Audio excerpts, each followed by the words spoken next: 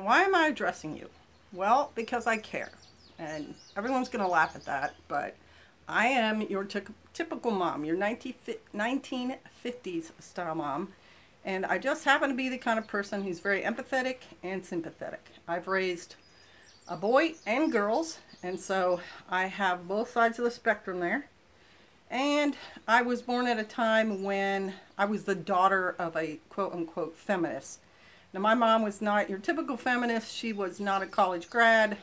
She did not divorce her husband and see the light. She was a widow. And as a widow, she did the smartest thing she could, which was she didn't drag home every Tom, Dick, and Harry. She dated like twice and then decided, no, this is not a good thing. So I did not have the revolving door, boyfriends, whatever, coming through my home. That's one of the points you can take away from my talk. That's a really horrible way to bring up kids, and that's how serial killers are born. It's having all those people coming through your household. I got a college education. When I came out, I was pretty liberal. I was pretty ignorant, naive, and over the last 30 years, I have educated myself on life and human behavior, and that's also a point at which I am advising people, because I've seen it, I've done it, and I'm the kind of person who also likes stasis. I do not want my life doing this, and I want it the easiest, make sense, peacefulest path. And so that is another viewpoint that I'm coming from for you. Well, let's just full stop there. I have two daughters who are also the product of the very liberal school education system, and they consider themselves, both of them, as feminists.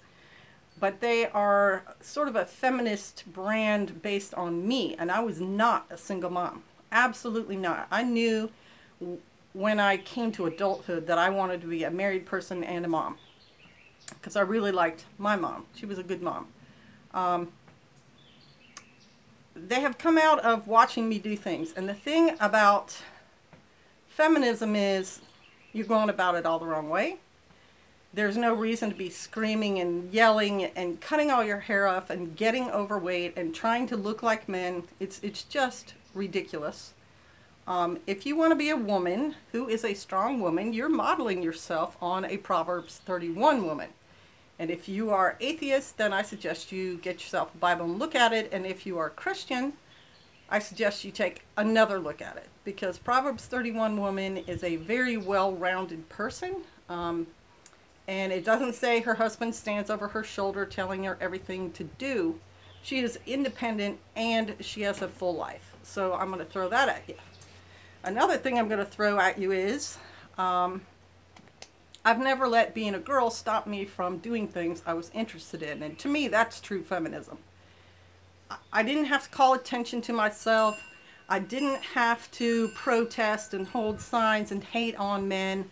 I simply did those things that were of interest to me. And you all would be like, oh, well, what is that?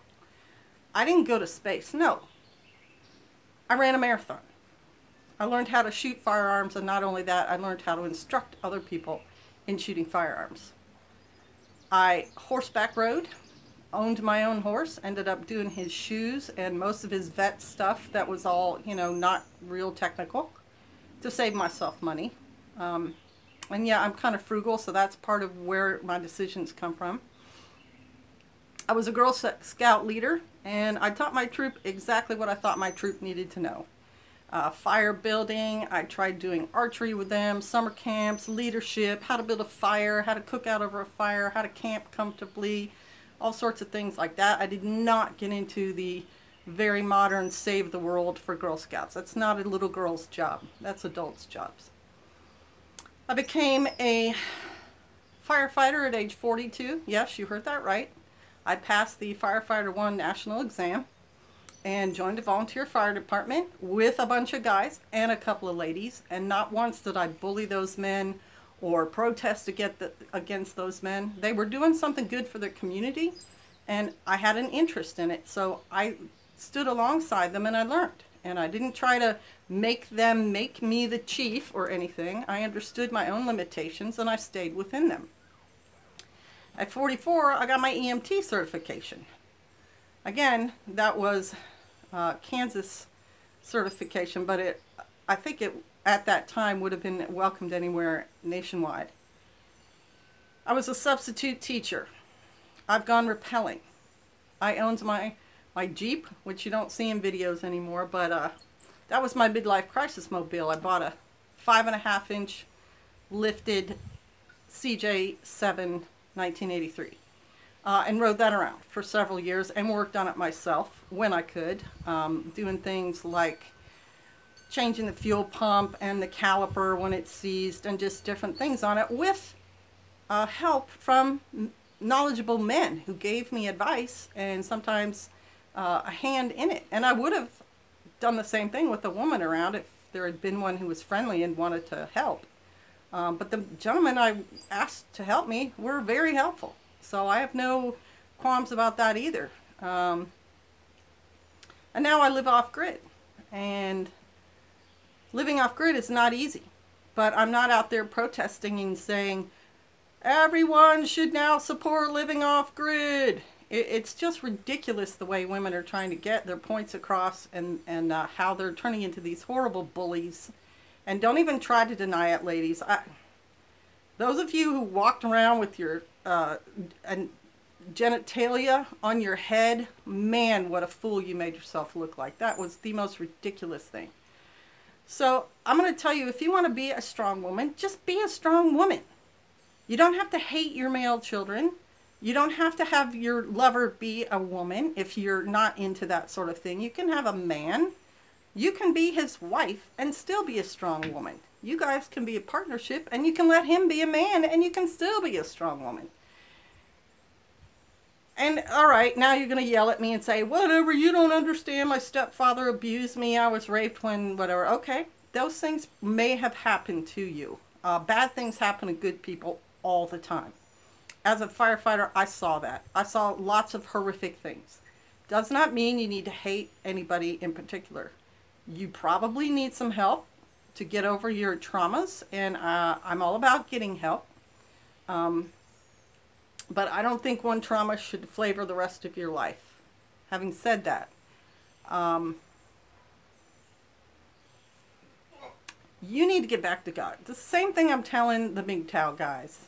You need to get back to God because the world, the society has had free reign to do whatever it wanted for the last 50 years, and it's made this horrible mess. It's created this awful mess. And that's where you are all right now, right in the middle of it. And the world is not reigned by God. God is not a dictator. The world is reigned by not God. And you can fill that blank in. I happen to believe it's Satan. It could be any number of influences if you want to throw them out there. But not one of them is after your best interest. And God's way lays out the best way for you to live your life while you're here. And no, I'm not talking about Christianity. Christianity only has half the picture. Christianity with only half the picture cannot give you sound biblical advice. There is a lot of hypocrisy in Christianity because they only have half the picture. And if you're interested in knowing more of the picture, I've got a video that's pretty recent to hear. It's not the exact name, but it's very similar. You can go there if you want to find out more of what I'm talking about. But yeah, God has a plan, and it's a good plan. And I'm going to read to you from some of his scriptures, things that pertain specifically to you all, and let you just chew on that for a little while.